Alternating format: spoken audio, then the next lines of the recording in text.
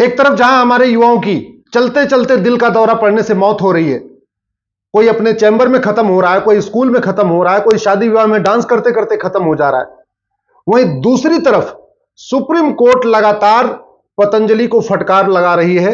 रामदेव जी को और आचार्य बालकृष्ण जी को सुप्रीम कोर्ट ने बुला बुला के फटकार लगा रही है। इसमें सुप्रीम कोर्ट का कोई दोष नहीं है, दोष है इस घटिया कानून का जो 1954 में नेहरू जी ने बनाया था। मैं माननीय प्रधानमंत्री से निवेदन करता हूं, तुरंत इस घटिया कानून को खत्म करें, नेहरू जी के द्वारा बनाए गए कानून को। यह भारत की चिकित्सा व्यवस्था को खत्म करने के लिए ही बनाया गया था। और भारत में एक यूनिफॉर्म हेल्थ केयर कोड लागू करें, एक समान चिकित्सा संहिता लागू करें, एक भारतीय चिकित्सा संहिता लागू करें। मैं माननीय प्रधानमंत्री से निवेदन करता हूं कि 10वीं तक देश के सभी स्कूलों में योग विज्ञान, आहार विज्ञान, मनोविज्ञान, इसको पढ़ाना अनिवार्य करें।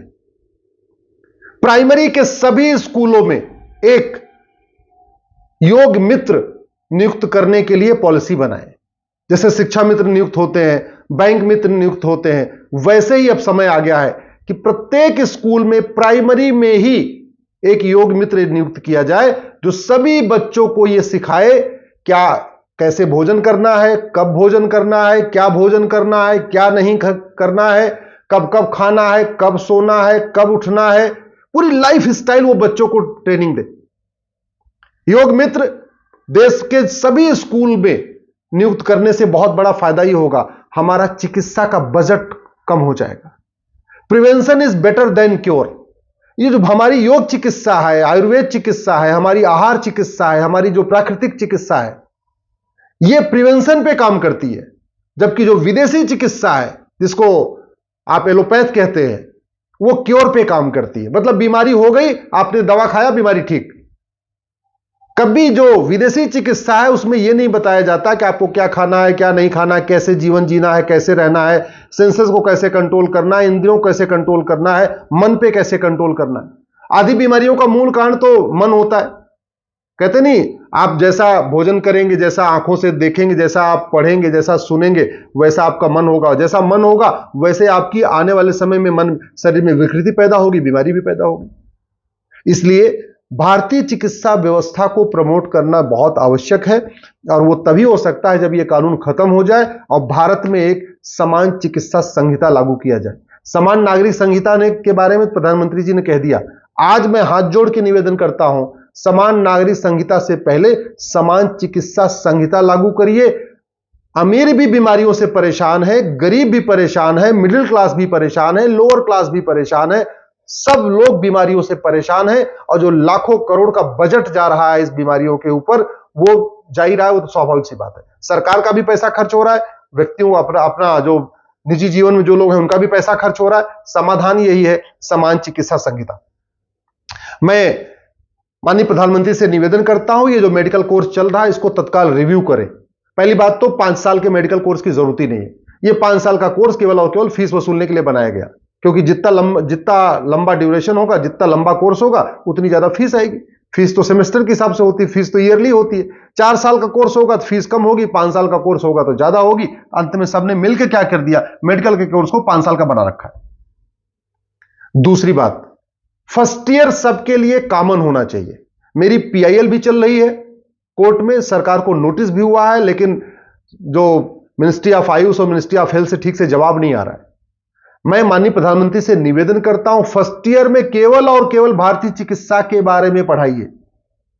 फर्स्ट ईयर में मेडिकल के कोर्स में केवल महर्षि धन्वंतरी को पढ़ाइए, महर्षि चरक को पढ़ाइए, महर्षि सुश्रुत को पढ़ाइए, महर्षि वाग्भट को पढ़ाइए, महर्षि सारंगधर को पढ़ाइए, महर्षि माधवकर को पढ़ाइए, महर्षि भाव प्रकाश को पढ़ाइए।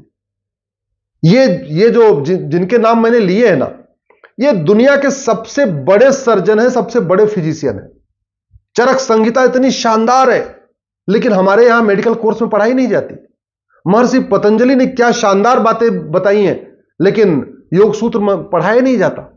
तो सबसे आवश्यक यह हो गया है कि मेडिकल, वो चाहे उसको एलोपैथी में जाना हो, चाहे होम्योपैथी में जाना है, चाहे नेचुरोपैथी में जाना, चाहे आयुर्वेद में जाना, जो कोई भी डॉक्टर बनना हो, फर्स्ट ईयर कॉमन होना चाहिए। जैसे लॉ में फर्स्ट ईयर सबका कॉमन होता है, एमबीबीएस में फर्स्ट ईयर, अपना एमबीए में फर्स्ट ईयर सबका कॉमन होता है, वैसे ही मेडिकल के कोर्स में फर्स्ट ईयर कॉमन होना चाहिए। और केवल भारतीय चिकित्सा, योग चिकित्सा, आहार चिकित्सा, इसके बारे में ही पढ़ाना चाहिए।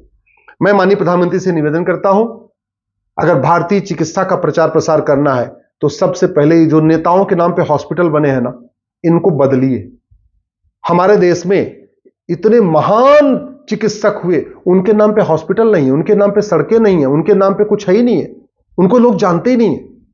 भाई जितने भारत के एम्स हैं, उनका नाम नेताओं पे क्यों होना चाहिए? एम्स, जितने बड़े एम्स है, या जैसे सफदरजंग है, वो डॉक्टर नहीं था, फिर भी सफदरजंग हॉस्पिटल है। राम मनोहर लोहिया हॉस्पिटल, लोहिया जी डॉक्टर नहीं थे, फिर भी राम मनोहर लोहिया हॉस्पिटल। राजीव गांधी डॉक्टर नहीं थे, फिर भी Rajiv Gandhi cancer institute. Indira ji doctor नहीं थी, फिर भी इंदिरा जी के नाम पे हॉस्पिटल। जवाहरलाल जी कोई डॉक्टर नहीं थे, फिर भी उनके नाम पे हॉस्पिटल। और कितने दुख की बात है कि दुनिया के जो सर्वश्रेष्ठ डॉक्टर हमारे पास थे, उनके नाम पे कोई हॉस्पिटल नहीं है, उनके नाम पे कोई मेडिकल कॉलेज नहीं है। न महर्षि धन्वंतरी के नाम पे कोई हॉस्पिटल मेडिकल कॉलेज, न महर्षि चरक के नाम पे हॉस्पिटल मेडिकल कॉलेज, न महर्षि सुश्रुत के नाम पे हॉस्पिटल मेडिकल कॉलेज, न महर्षि सारंगधर के नाम पे हॉस्पिटल मेडिकल कॉलेज, न महर्षि माधवकर के नाम पे हॉस्पिटल मेडिकल कॉलेज, न महर्षि वाग्भट के नाम पे हॉस्पिटल मेडिकल कॉलेज, न महर्षि भावप्रकाश के नाम पे मेडिकल हॉस्पिटल कॉलेज, न महर्षि पतंजलि के नाम पे मेडिकल हॉस्पिटल कॉलेज। अगर वास्तव में इस भारत की चिकित्सा व्यवस्था को बढ़ाना है तो सबसे पहले हॉस्पिटल और मेडिकल कॉलेजों का नाम हमारे ऋषियों महर्षियों पे होना चाहिए।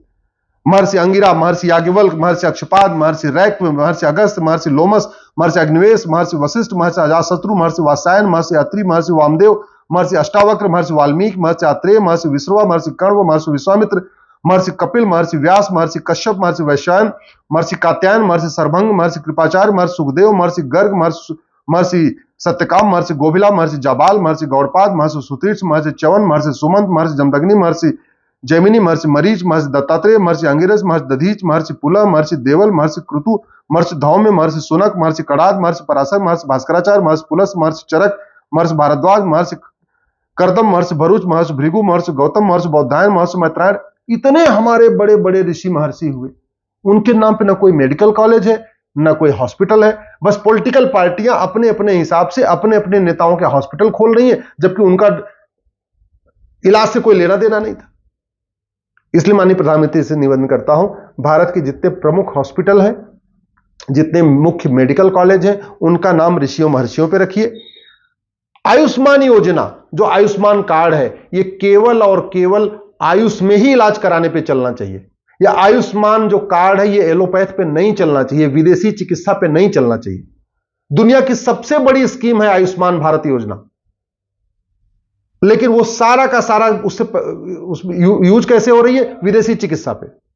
अरे जब नाम उसका आयुष्मान भारत है, तो आयुष्मान भारत जो कार्ड है वो आयुष पे लागू होना चाहिए, यानी एलोपैथी। अगर आप आयुर्वेद से इलाज कराते हैं, नेचुरोपैथी से इलाज कराते हैं, आप योग चिकित्सा से इलाज कराते हैं, उस पे लागू होना चाहिए, न कि विदेशी चिकित्सा पे।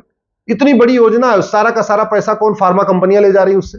जितना सरकार का पूरा पैसा जा रहा है, सारा का सारा फार्मा कंपनियां ले जा रही है। आयुष्मान कार्ड आयुर्वेद पे चलता ही नहीं है।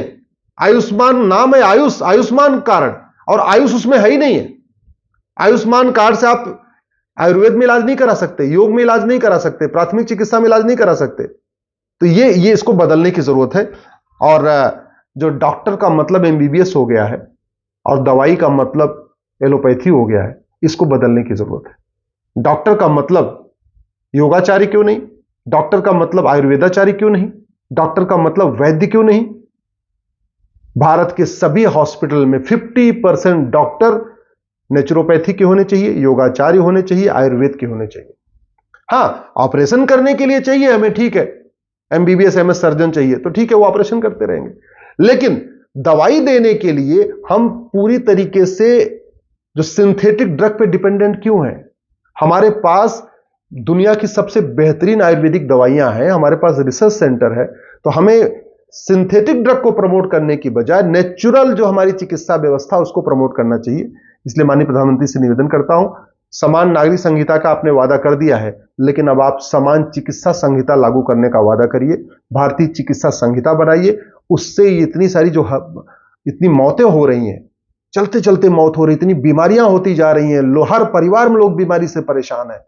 उस बीमारी का एक ही समाधान है, भारतीय चिकित्सा संहिता।